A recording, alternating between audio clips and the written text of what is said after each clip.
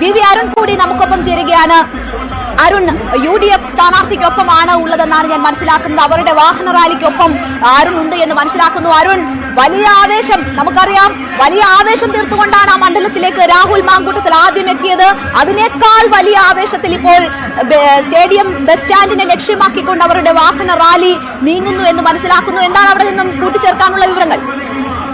വലിയ ആവേശം തന്നെയാണ് UDF ക്യാമ്പുള്ളത്. നമുക്കറിയാം 3 മുന്നണികളും അതേ രീതിയിൽ പ്രചരണത്തിലുടനീളം പുലർത്തിയ അതേ ആവേശം വീറും വാശിയും ഈ കൊട്ടിക്കലാശത്തിലും കാട്ടുകയാണ്. ഉലവക്കോട് നിന്നാണ് UDFന്റെ രാഹുൽ മാങ്കൂട്ടത്തിന്റെ വാഹന പര്യടനം ഈ കൊട്ടിക്കലാശ വേദിയിലേക്ക് ആരംഭിച്ചത്. അതിന് ഈ കൊഴുപ്പ് ഏകിക്കൊണ്ട് അല്ലെങ്കിൽ അതിന് കൂടുതൽ ആവേശം നൽകിക്കൊണ്ട് രമേശ് പിഷാരടി, നമുക്കറിയാം കോൺഗ്രസിന്റെ തെരഞ്ഞെടുപ്പ് വേദികളിലെ പ്രത്യേകിച്ച് ഇത്തരം കൊട്ടിക്കലാശ റോഡ് ഷോ വേദികളിലെ സ്ഥിരം മുഖമാണ്, സാന്നിധ്യമാണ് സിനിമാ താരം രമേശ് പിഷാരടിയും ആ വാഹന പര്യടനത്തിലേക്ക് എത്തുകയായിരുന്നു. രാഹുലിനൊപ്പം ജീപ്പിൽ, തുറന്ന ജീപ്പിൽ രമേശ് പിഷാരടിയും അതുപോലെ തന്നെ കഴിഞ്ഞ ദിവസം കോൺഗ്രസിലേക്ക് എത്തിയ BJP മുൻ നേതാവ് സന്ദീപ് വാര്യർ രാഹുൽ മാങ്കൂട്ടത്തിനൊപ്പമുണ്ട്. അതുപോലെ തന്നെ UDFന്റെ MLA-മാർ, പുനഃപ്രതി ശിഹാബ്ദങ്ങളെ പോലെയുള്ള ഘടകകക്ഷി പ്രധാനപ്പെട്ട നേതാക്കളൊക്കെ രാഹുൽ മാങ്കൂട്ടത്തിന്റെ റോഡ് ഷോയിൽ അണിനിരക്കുന്നുണ്ട്. വലിയ രീതിയിലുള്ള ആവേശം തന്നെയാണ് പ്രവർത്തകർ. കിലോമീറ്ററുകളുള്ള അരുൺ, നമുക്കറിയാം സാധാരണ കൊട്ടിക്കലാശത്തിൽ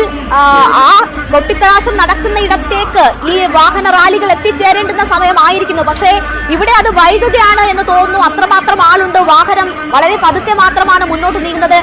ഒലവങ്കോട് നിന്ന് ആരംഭിച്ച റാലി എപ്പോഴേക്ക് സ്റ്റേഡിയം ബസ് സ്റ്റാൻഡിൽ എത്തിച്ചേരും?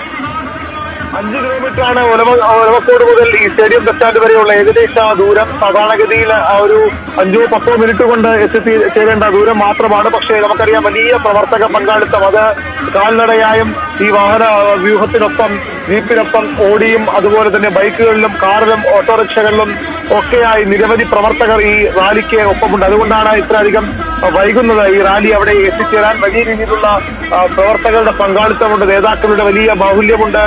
ഘടകകക്ഷികളുടെ പ്രധാനപ്പെട്ട നേതാക്കൾ, MLA-മാർ, കോൺഗ്രസ് നേതാക്കൾ ഒക്കെ ഈ റാലിയുടെ ഭാഗമാവുകയാണ്. വലിയ ആവേശത്തോടു കൂടിയാണ് കോൺഗ്രസ് ക്യാമ്പ് ഈ റാലിയെ സ്വീകരിക്കുന്നത്. മറ്റ് 2 മുന്നണികളും സമാനമായ ഒരു ആവേശം 2 മുന്നണികളുടെ പ്രകടനത്തിലും നമുക്ക് കാണാം. ഇത്രയധികം ദൂരം വന്നു എന്നുള്ളതാണ് ഈ UDFന്റെ രാഹുൽ മാങ്കൂട്ടത്തിന്റെ റാലി ഇത്രയധികം സമയമെടുക്കുന്നത് ഇവിടേക്ക് വരാൻ. അത്രയധികം ആൾക്കൂട്ടവും ഉണ്ടായത് ഏതായാലും ഓരോ ദിവസവും നമ്മൾ കണ്ടതാണ്. പാലക്കാട് ഉപതെരഞ്ഞെടുപ്പ് പ്രഖ്യാപനം മുതൽ രാഹുൽ മാങ്കൂട്ടത്തിൽ മണ്ഡലത്തിലേക്ക് വന്നത് മുതലുള്ള ഒരു ആവേശം അത് വലിയ രീതിയിൽ വർദ്ധിക്കുന്നു. UDF ക്യാമ്പിന്റെ ആവേശം വർദ്ധിക്കുന്നു, UDF പ്രവർത്തകരുടെ ആവേശം വർദ്ധിക്കുന്നു. നമുക്കറിയാം ഈ പുറത്തുനിന്നുള്ള പ്രവർത്തകർ പോലും നമ്മൾ നിരവധി ആളുകളോട് സംസാരിക്കുമ്പോൾ കണ്ണൂരിൽ നിന്നും കോഴിക്കോട് നിന്നും കൊല്ലത്തു നിന്നും മലപ്പുറത്ത് നമുക്ക് നിരവധി പ്രവർത്തകർ അവസാന ദിവസം ഈ കൊട്ടിക്കലാശം കാണാൻ അവിടേക്ക് എത്തുകയാണ്.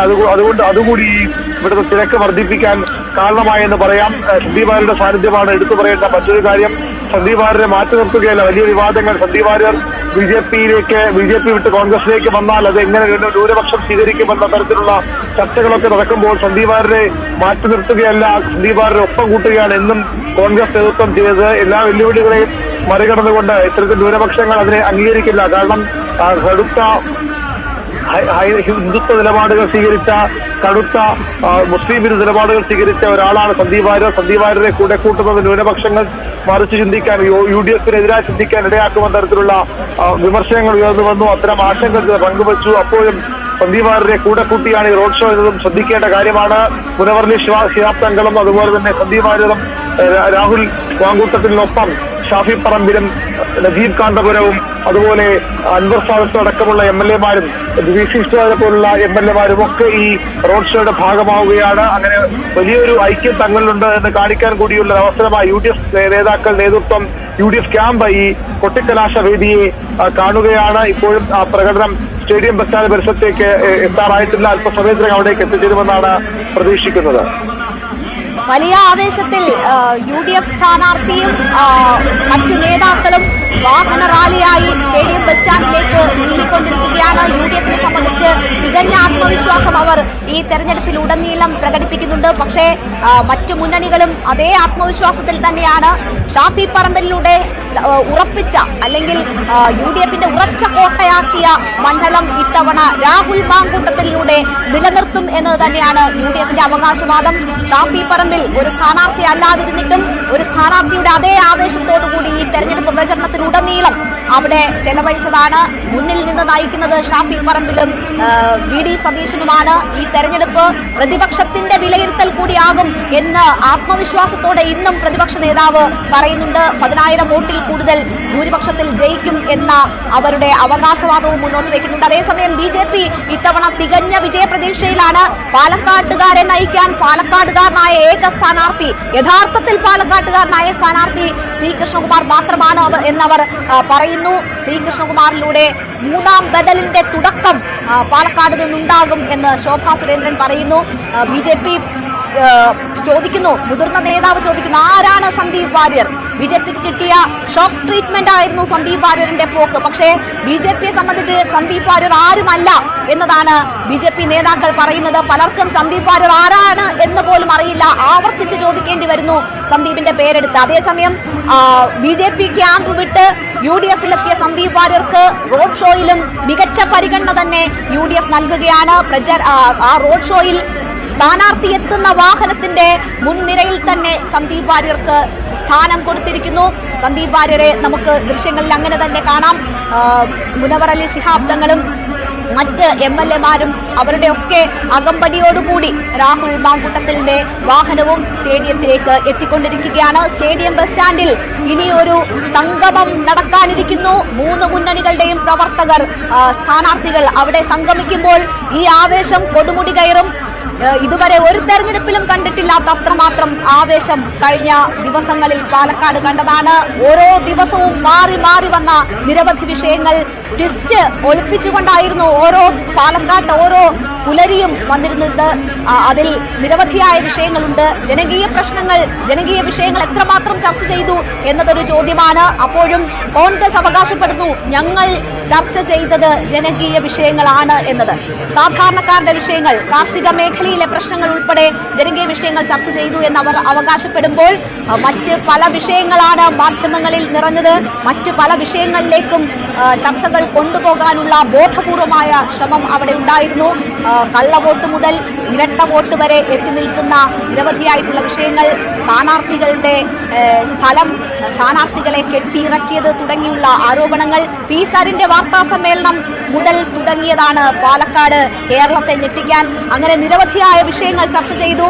ഓരോ ദിവസവും വീറും വാശിയും ഏറ്റി 34 ദിവസങ്ങൾ കടന്നുപോയിരിക്കുന്നു. കൊട്ടിക്കലാശത്തിന്റെ മണിക്കൂർ ഇനി ഏതാണ്ട് 40 മിനിറ്റ് മാത്രം അവശേഷിക്കുന്നു പാലക്കാട്ട് പരസ്യ പ്രചരണത്തിന്. അപ്പോഴും വീറും വാശിയും അതിങ്ങനെ ക്രമാതീതമായി ഉയർന്നുയർന്ന് അതിന്റെ ഏറ്റവും ഉന്നത തലങ്ങളിൽ എത്തിയിരിക്കുകയാണ്. 3 മുന്നണികൾക്കും വിജയപ്രതീക്ഷ തന്നെയാണുള്ളത്. ഒരു ത്രികോണ മത്സരം എന്ന് പല മത്സരങ്ങളെയും നമ്മൾ വിശേഷിപ്പിക്കുന്നെങ്കിലും കേരളത്തിലെ ത്രികോണ മത്സരം അതിന്റെ യഥാർത്ഥ തലത്തിൽ കാണാൻ കഴിയുന്നത് പാലക്കാട് തന്നെയാണ്. തുല്യ ശക്തികളായി 3 മുന്നണികളും മാറുന്നതാണ് നമ്മൾ കാണുന്നത്. ഇത്തവണ മത്സരം ആരൊക്കെ തമ്മിൽ എന്നത് പാലക്കാടിനെ സംബന്ധിച്ച് വലിയ ചോദ്യമായിരുന്നു.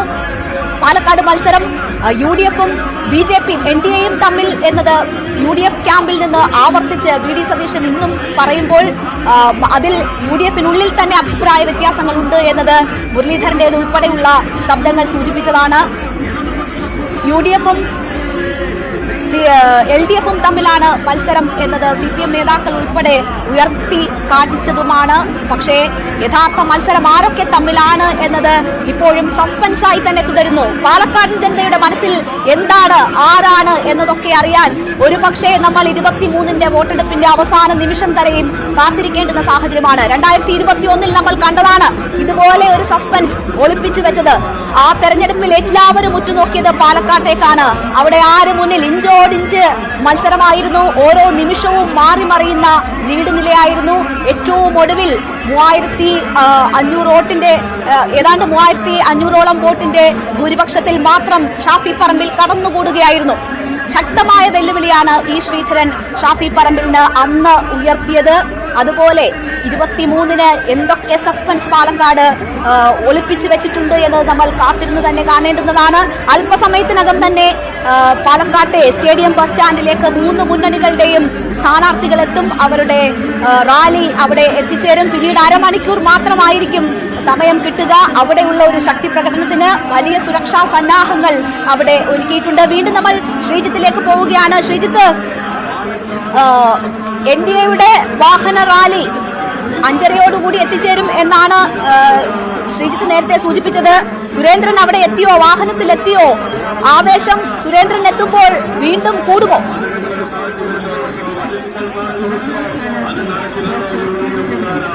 തീർച്ചയായും സുരേന്ദ്രന്റെ വരവോടെ കൂടുതൽ ആവേശത്തിലാകും BJP ക്യാമ്പ് എന്ന കാര്യത്തിൽ യാതൊരു സംശയവുമില്ല. പ്രത്യേകിച്ച് സംസ്ഥാന അധ്യക്ഷൻ ഈ വാഹന റാലിക്കിടെ അതിനൊപ്പം ചേരുമെന്നാണ് പ്രതീക്ഷിക്കുന്നത്. പറഞ്ഞിരിക്കുന്നത് അത് തന്നെയാണ്. എന്തായാലും വൈകാതെ ഈ റാലി അവിടേക്ക് എത്തിച്ചേരുമെന്ന പ്രതീക്ഷ തന്നെയാണുള്ളത്. BJP നേതാവ് E. കൃഷ്ണദാസ് എന്നോടൊപ്പം ചേരുന്നുണ്ട്. ഇനി ഒരുപാട് സമയമെടുക്കും. ഇവിടെ നിന്ന് 10 മിനിറ്റിനകം സാധാരണഗതിയിൽ ഈ ട്രാഫിക് ബ്ലോക്ക് അറിയില്ല. ആയിരക്കണക്കിന് ബൈക്കുകളാണ് ഈ റാലിയിൽ പങ്കെടുക്കുന്നത്. എന്തായാലും എത്രയും പെട്ടെന്ന് ആ സമാപന സ്ഥലത്ത് എത്തുമെന്നാണ് നമ്മുടെ പ്രതീക്ഷ. ഈ കൂടുതൽ ആള് കൂടിയതുകൊണ്ടാണ് ഇങ്ങനെ ഒരു തിരക്ക് സംഭവിച്ചത്. അതെ ഇത് ചരിത്രത്തിൽ ആദ്യമായിട്ടാണ് ഇത്രയും ബൈക്കുകളും ആളുകളുടെയും പങ്കാളിത്തമുണ്ട്. ആയിരക്കണക്കിന് മോട്ടോർ ബൈക്കുകളാണ് പങ്കെടുക്കുന്നത്. അതുകൊണ്ട് തന്നെയാണ് ഇത്രയും സമയമെടുത്തതാണ്. എന്താണ് ഇതൊരു റിസൾട്ട്? ഈ ഒരു ആവേശം ഉണ്ടാകുമോ? ഭാരതീയ ജനതാ പാർട്ടി ചരിത്രമുണ്ടാക്കുമെന്നുള്ളത് ഒരു സംശയവും വേണ്ട. ഇത്തവണ വിജയിക്കുമെന്നുള്ളത് യാതൊരു സംശയവുമില്ല. ഞാൻ ഈ ശ്രീധരൻ സാറിന്റെ ഇലക്ഷൻ നയിച്ച ആളാണ്. അന്നത്തെ ജില്ലാ പ്രസിഡന്റാണ്. അന്നത്തെക്കാട്ടും 100 തവണ വർക്ക് ഇവിടെ നടന്നിട്ടുണ്ട്. വളരെ സിസ്റ്റമാറ്റിക് ആയിട്ടുള്ള വർക്ക്, വളരെ സൈലന്റ് ആയിട്ടുള്ള വർക്ക്. വിജയിക്കുമെന്നത് ഉറപ്പാണ്. ഈ പഞ്ചായത്തുകളാണ് BJP തിരിച്ചടി സാധാരണഗതിയിൽ നഗരസഭയിൽ മുന്നോട്ട് ഉണ്ടാക്കാറ്.